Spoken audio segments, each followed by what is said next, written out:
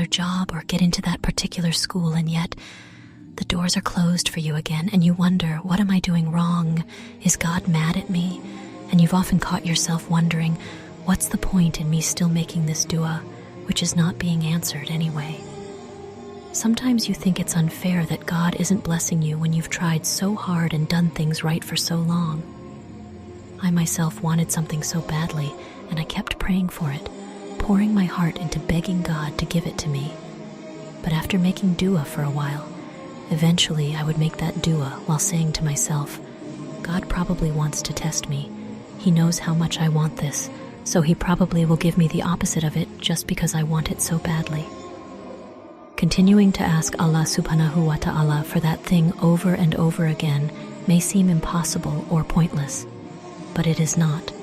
With training yourself to hold a positive opinion of Allah subhanahu wa ta'ala and to recognize his wisdom even when you cannot understand it in the moment, inshallah, you will feel the patience to persist by shifting your understanding of a prayer which seems unanswered. Holding these two views in your heart will help you persist in praying for your unanswered prayer, for what you want, and never giving up hope in the power of your dua and the promise that Allah subhanahu wa ta'ala will answer it.